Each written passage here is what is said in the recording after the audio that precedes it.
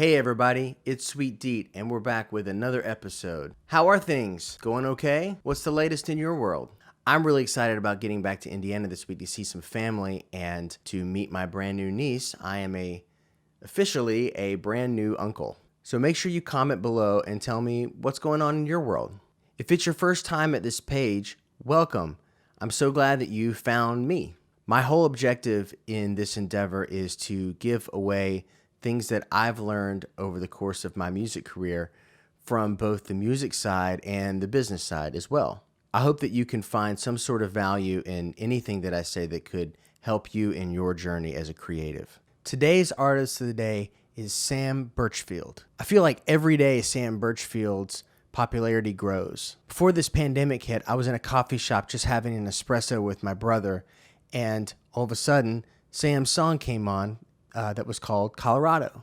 He just released a new record, and it's unbelievable. Songs like Blue Ridge June and Colorado are on it, and you should really check it out. So this brand new series is going to be called Getting Better Together. I hope that you'll engage and you'll ask questions and provide me direction in what I can help you with. Today I'm going to talk about something that's so simple, it kind of made me feel a little dumb whenever I finally figured it out. And I probably shouldn't have felt that way looking back on it because, everybody figures out things in their own way and at their own time. And really, as long as you learn something, that's what it's all about. And that for me in the very beginning was, how do I turn scales into music? So there I was practicing scales, doing things like this.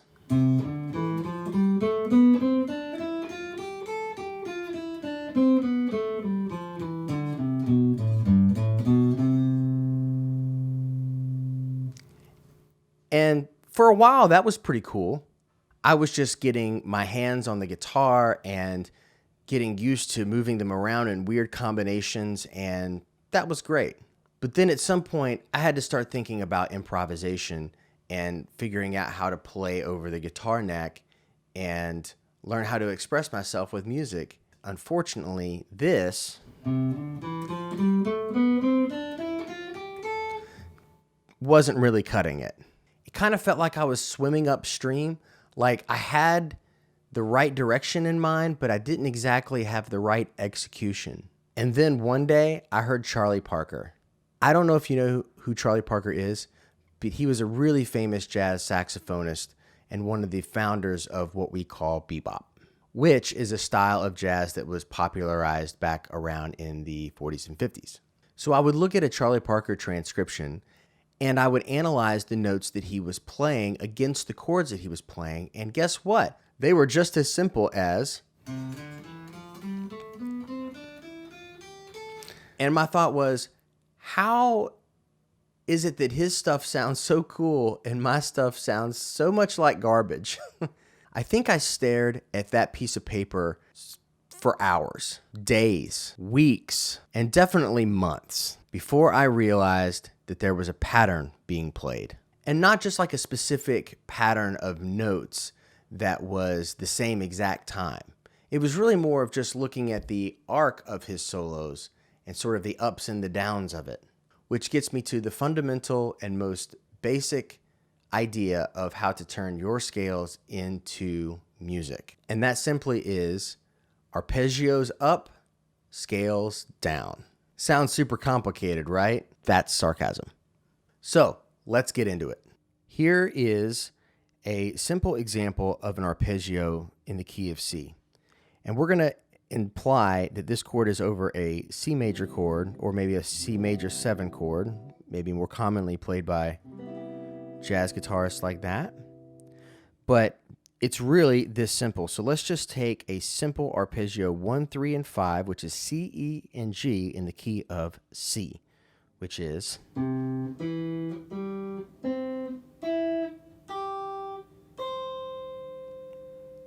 Okay, and we're going to play that in time. So I gave it a little triplet in the middle of that. So if I just play this, sounds pretty square. If I just play this,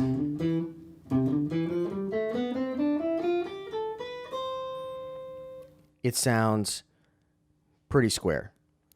If I play this, that sounds pretty square. And if I also do this,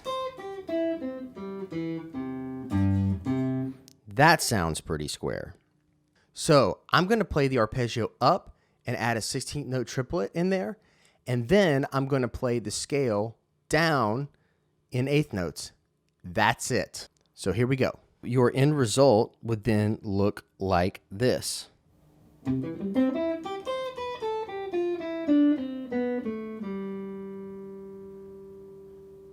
To me, the simple concept of arpeggio up and scale down totally blew my mind. I had no idea that concept that simple could turn your scales and arpeggios into something that sounded like a musical phrase or an expression. I mean, for me, a total game changer.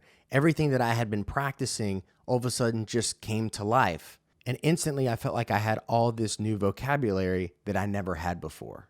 This time I'm going to play it with a little loop of a chord so you can kind of hear what it sounds like. Okay? Okay. All right, we've got the loop going. So let's give it a try.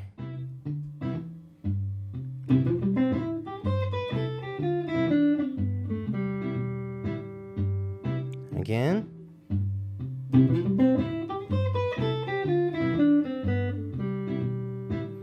And just by contrast, let's just play the scale. 1, 2, ready, and.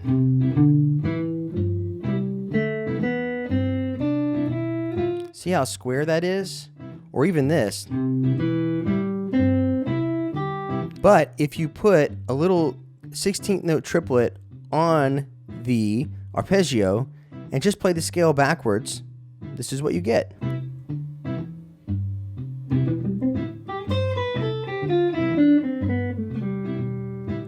Obviously, this doesn't have anything to do with chord tone extensions or exotic scales or even as something simple like a major 7. That was literally just 1, 3, and 5 of the C major arpeggio and the C major scale going backwards. Pretty awesome. So I would challenge anyone to take an arpeggio or a chord and do the exact same thing with whatever chord the arpeggio and scale works over and just see how it works out. For me, always starting at the most simplest idea always gives me more ideas to add on to. So, for example, I like to think about smaller groupings of notes and smaller ideas musically and let those ideas breed into something larger and more complex. And obviously, you can play scales upwards too.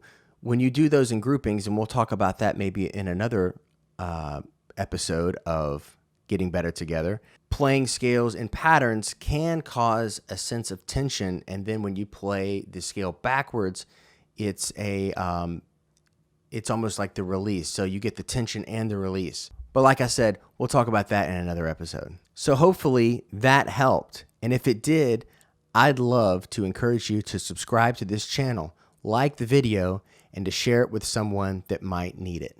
Be sure to check out some of my other videos, which include topics on finance and business and all that kind of stuff that sort of helps the other side of the creative's life or the musician's life.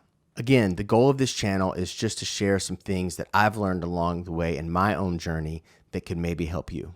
Until next time, I'm Sweet Deat, and I'll see you later.